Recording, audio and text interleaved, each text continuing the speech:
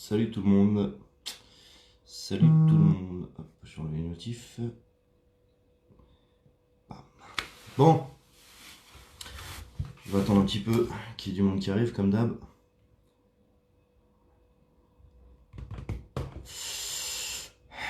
Sacrée journée, je vous le dis moi.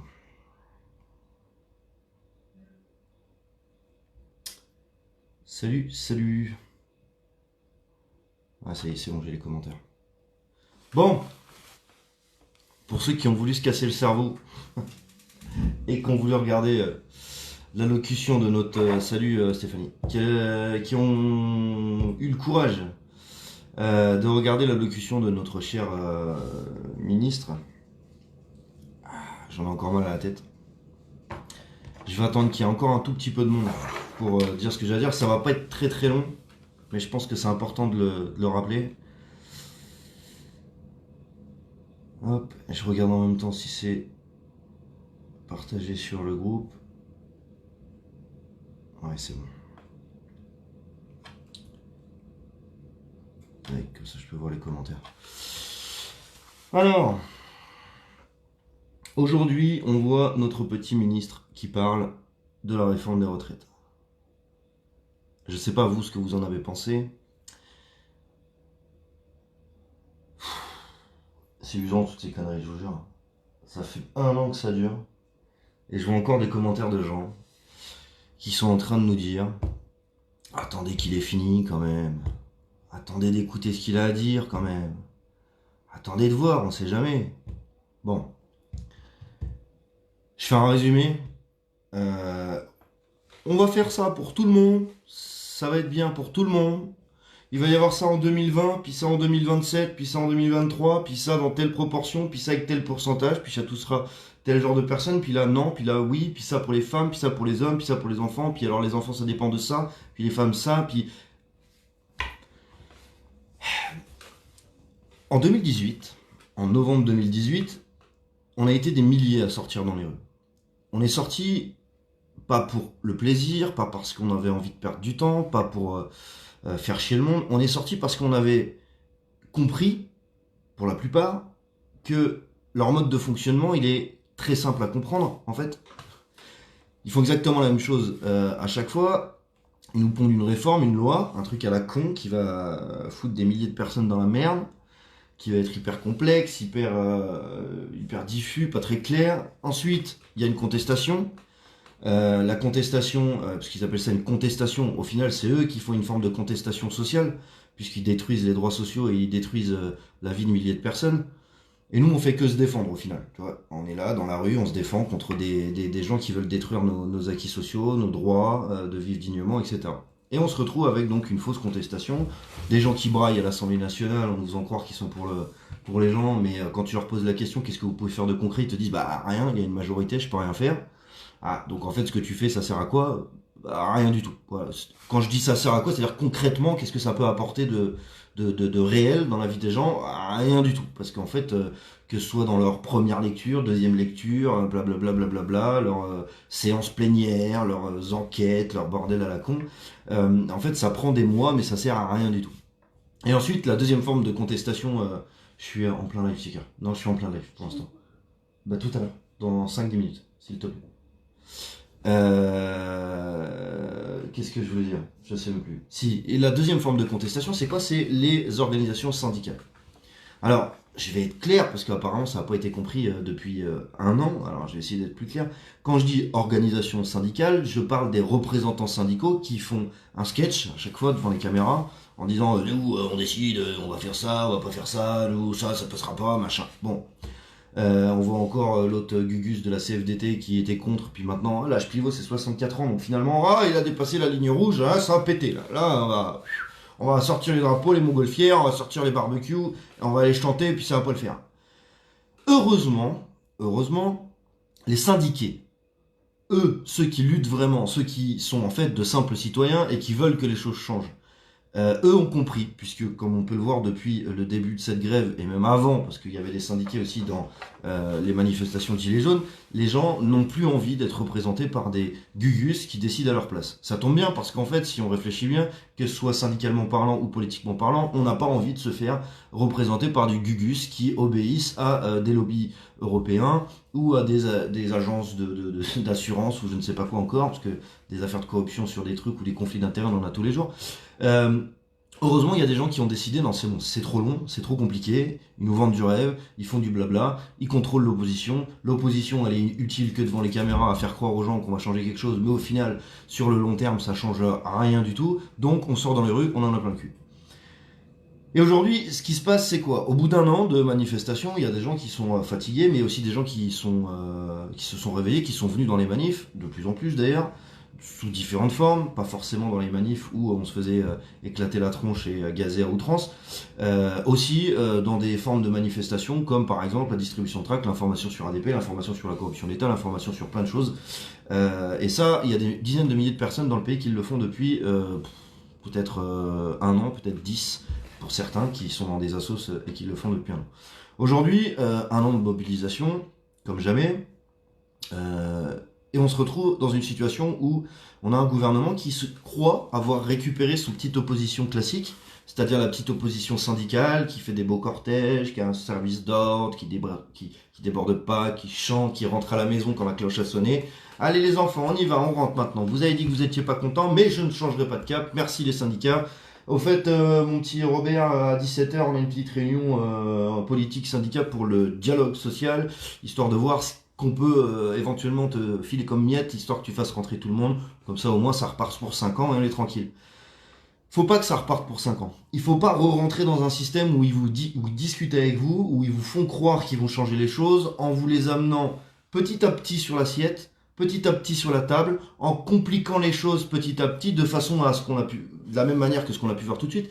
C'est un dialogue de sourds, ça dure 3 plombes, et là c'est la première étape, parce qu'ils font ça à chaque fois. La première étape, c'est allocution gouvernementale. Bim, on balance des chiffres, des machins, des trucs, des réformes, telle année, tel bordel. L'opposition, hop, première étape, fin. Opposition devant les caméras. Oh, bah, non, nous on n'est pas contents, on va aller manifester jusqu'à ce que vous nous disiez de rentrer chez nous avec notre petit service d'ordre. Hop, et ensuite qu'est-ce qui se passe? Deuxième étape, l'opposition médiatique. On va foutre des experts, BFM TV ou autres conneries sur les plateaux pour décrypter ce qui devrait être compréhensible pour tous, puisque c'est quand même l'histoire de nos vies qui est en train de se jouer, c'est notre quotidien qui se joue à la télévision, sur les plateaux de télévision, sur les bancs de l'Assemblée nationale, c'est le quotidien, le futur de jeunes Français, d'actifs Français et de vieux retraités, de personnes qui sont en âge soit de la retraite, soit proches, ou de personnes qui sont en EHPAD, puisque et pas des fats, j'arrive jamais à le dire, qui sont dans des situations où le travail les a bien abîmés et ils peuvent plus ni bosser ni se promener, donc ils sont assignés à résidence jusqu'à ce que mort s'en suive. Faut le dire, c'est ce qui se passe. Ils sont en train d'essayer de rediviser les gens par section, par petits privilèges, tiens regarde, oh putain regarde, le cheminot il a un privilège, je sais pas quel privilège il a, mais il a un privilège. Alors qu'on devrait tous avoir au moins le privilège de vivre dignement, ce qui à la base est un droit, devrait être naturel, mais qui de plus en plus devient une forme de privilège. Je les ai pas entendus d'ailleurs discuter sur le fait que leur système de retraite serait au niveau de citoyens lambda. Je les ai pas entendus dire qu'ils devraient avoir un contrôle fiscal continu ou qu'ils devraient montrer l'exemple. Je les ai pas entendus dire ça. Donc bref, tout ça pour dire quoi? Tout ça pour dire que les jeunes, ça c'est un message à tous les jeunes. Diffusez vraiment ce message à tous les jeunes. Tous ceux qui êtes au lycée, qui êtes en fac, qui êtes sur le chemin des écoles pour faire de grandes et belles formations, vous donnant l'accès à un emploi sûr et qualifiant ou qualifié, rêvez pas les gars, la plupart des jeunes se barrent de France pour aller créer leur destinée plus loin, ailleurs, parce que en France, le problème c'est que sous prétexte d'égalité, on divise tout le monde. C'est comme ça que fait le politique. Il divise tout le monde sous prétexte d'égalité. Bref, j'ai entendu Édouard Philippe dire, pour que cette réforme marche, il faut qu'on retrouve la confiance des Français. Mais mon pauvre garçon, à quel moment dans les grandes études que tu as pu faire, ou je sais pas moi, à quel moment t'as pas compris que là, depuis des années, et plus particulièrement depuis un an, les gens n'ont plus confiance en toi. en tes potes de la politique et en tout ce que vous acceptez des lobbies pour aller, je ne sais pas moi, détruire tout ce qui est possible et inimaginable dans la vie des gens. On n'a plus confiance en vous. Pourquoi on n'a plus confiance en vous? Parce que premièrement, vous ne montrez pas l'exemple. Toutes les belles paroles que vous donnez, tout ce que vous pouvez dire comme conneries, vous ne vous les appliquez pas vous-même. Première chose. Deuxième chose, vous parlez de valeurs républicaines. Liberté, égalité, fraternité, équité, des choses qui vous échappent, enfin, des valeurs qui vous échappent tellement vous seriez incapable de les mettre en application pour vous-même. Troisième chose, la fraternité. La fraternité, je me pose la question comment on peut être fraternel quand on donne l'ordre d'aller tabasser des personnes âgées, de traîner des femmes par les cheveux, de d'éborgner des citoyens français qui se battent pour leur droit à vivre dignement. D'ailleurs, je refais une petite précision, mais sur les 25 éborgnés qu'il y a eu, il n'y en a pas un qui est en prison pour avoir commis le moindre délit. Ça veut dire concrètement que les 25 éborgnés sont 100% des victimes de la répression d'État. 100%. 200% même, on pourrait dire. Peut-être même plus que ça en pourcentage d'ailleurs. J'essaye de faire de l'humour, mais ça me fait vraiment pas rire en fait. Lundi, il y a encore une grosse mobilisation. Je sais pas comment je vais me démerder parce que on a tous des vies complexes et tout ça, ça use. Mais j'essaierai de me trouver à Paris pour le lundi 16. Et j'espère que tous les syndiqués vont débrayer de leurs bureaux syndicaux. Tous, sans exception. Il faut que vous vous rappeliez une chose qui est la plus importante à savoir dans un État démocratique, c'est que dans un État démocratique, c'est le peuple qui a le pouvoir. En l'occurrence, au niveau de la législation, au niveau de tout ce qui peut être l'organe d'État, enfin les organes d'État qui permettent soi-disant d'exprimer sa voix démocratique, tout est fait pour qu'on ferme notre gueule. Tout est fait pour que dès qu'on puisse, qu'on veuille ou qu'on espère pouvoir changer les choses en essayant de s'exprimer, tout est fait pour qu'on se fasse fermer notre gueule. Soit à coup de matraque, soit à coup de dénigrement ou de diffamation publique dans les médias, j'en passe et les meilleurs. La seule force qui nous reste aujourd'hui, c'est la grève, entre guillemets. C'est du moins l'arrêt, le boycott. Le boycott des multinationales, le boycott de tout ce qui détruit les emplois, détruit la vie des gens, détruit la vie des gens. Ça, c'est énorme, parce que tu les entendras pas une seule fois sur les plateaux dire que la voiture électrique, elle tue des gens sur la planète. Ton putain de Nutella, il tue des gens. Et ce genre de conneries, ça tue des gens. Ça enlève la vie des êtres humains. Et ces gens-là te disent, économiquement, c'est plutôt pas mal. On n'a pas trop à se plaindre économiquement. D'ailleurs, le dernier rapport numéro RF 245-637 nous dit qu'on est sur une bonne pente. On est pas mal. Ça tue des gens, vos putains de conneries, les gars. Vous avez les mains pleines de sang et vous vous permettez de parler d'égalité et de fraternité. Vous tuez des gens et vous êtes, je sais pas, représentant de l'État. Mais c'est pas qu'en France, hein, c'est plein de pays dans le monde qui tuent des gens. Hein.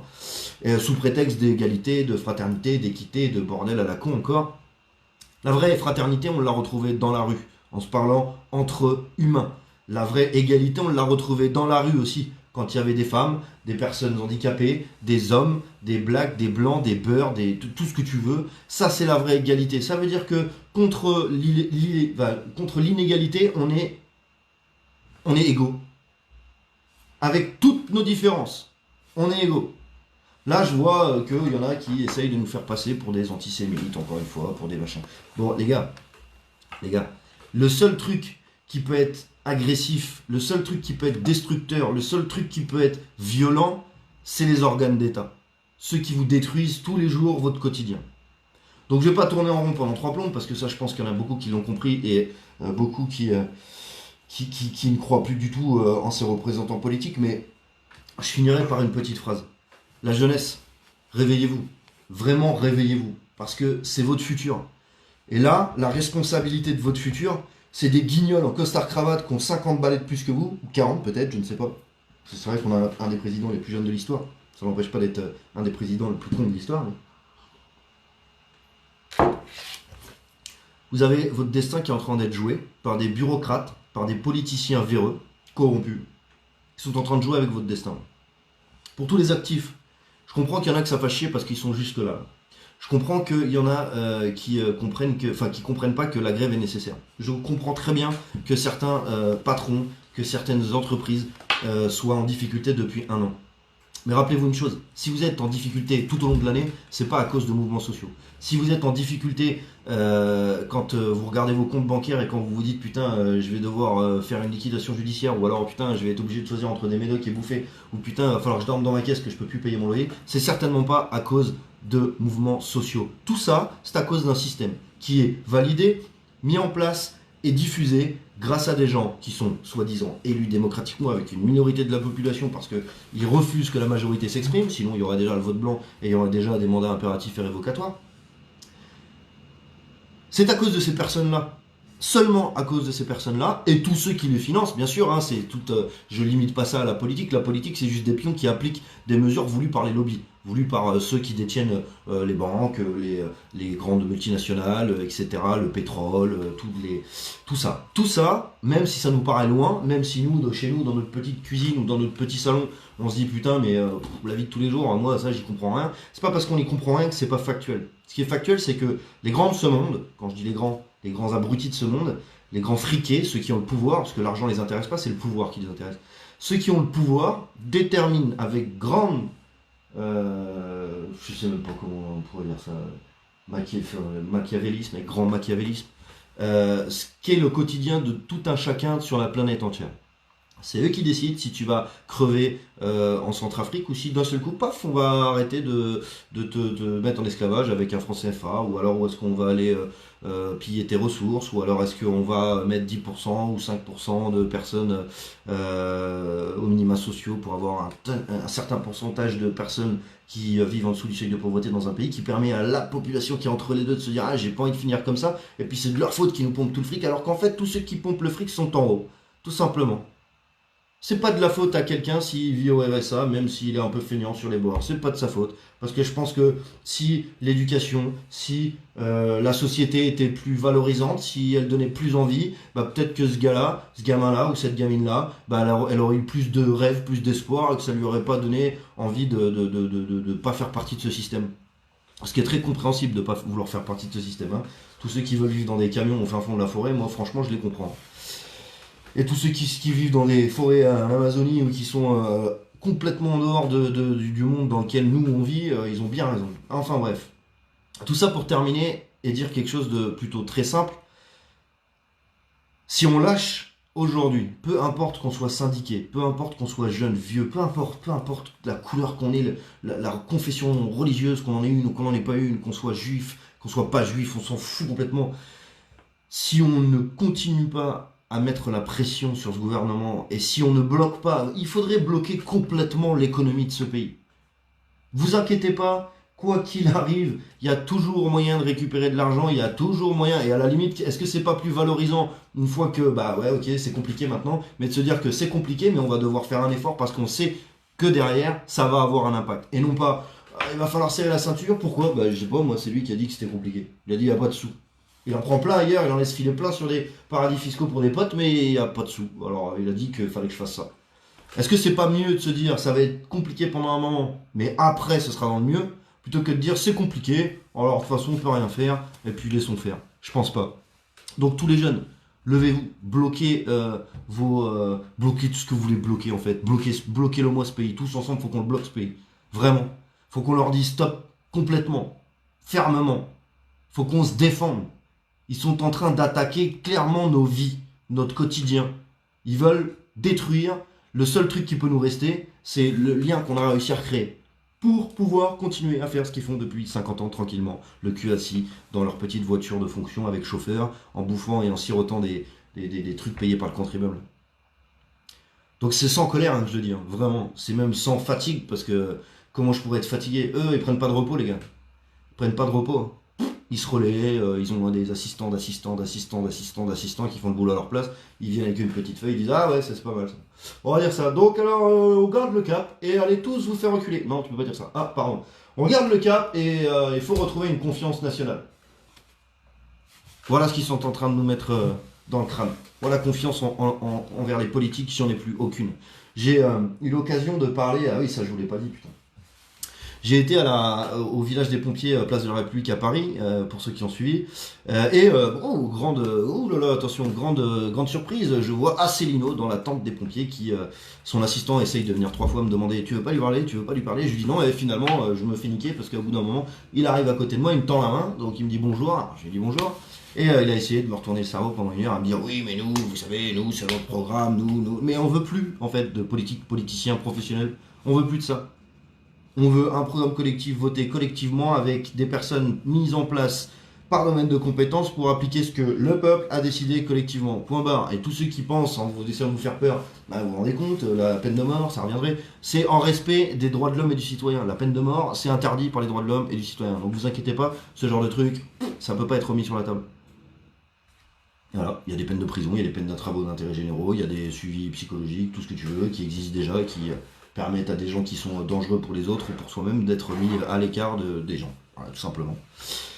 Voilà. Et petit amendement qui doit passer courant décembre, là, un petit amendement d'un député, ou je sais plus qui encore, quel connard là qui veut rajouter ça. Il va bientôt, si ça passe, hein, puisqu'on sait très bien que tout ce qui arrange le gouvernement passe, ça va bientôt être possible, à la limite, de penser que ce soit le cas, mais ça va bientôt être mis sur la table le fait que on n'a plus le droit de filmer des policiers pendant qu'ils tabassent des gens, parce que pendant l'exercice de leur fonction, on aura interdiction de les filmer sous peine de, je sais plus, 15 000 euros d'amende et je ne sais plus combien d'années de prison. Donc là, ils essayent de mettre en place un truc très sympa qui s'appelle une dictature de la pensée. Tu as le droit de dire merde, mais surtout tu le dis chez toi, ou tu le dis de 15h à 18h, et après tu rentres, et quand on fait de l'allocution gouvernementale, tu dis oui, comme ça, oui, ça, et après tu fermes ta gueule, tu fais oui. D'ailleurs tu dis même pas oui, tu dis rien, tu fais ça. Voilà, et tu rentres chez toi. Et si tu peux le faire devant BFM TV, hein, comme ça, c'est encore mieux. C'est un peu lobotomisé, ça c'est mieux. Voilà. Bon, pour tous ceux qui n'ont pas envie de faire ça, bah rendez-vous encore lundi. Rendez-vous samedi, là, pour ceux qui continuent à se mobiliser et qui veulent que tout ça change. Rendez-vous samedi, rendez-vous dimanche, rendez-vous lundi, rendez-vous mardi. Et puis pour tous les syndiqués, bah bloquez, je sais pas, coupez le courant, mettez des trucs qui empêchent les trains de circuler, je sais pas moi, genre couper le courant aussi, tiens, un train ça roule au courant peut-être. Je sais même pas comment fonctionne un train moi. Bref, battez-vous, défendez-vous plutôt.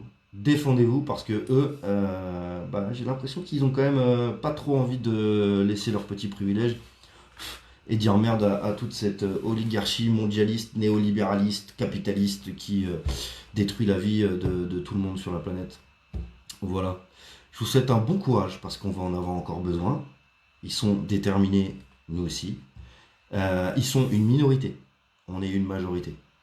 Et ça peut faire toute la différence. D'ailleurs, ça fera toute la différence.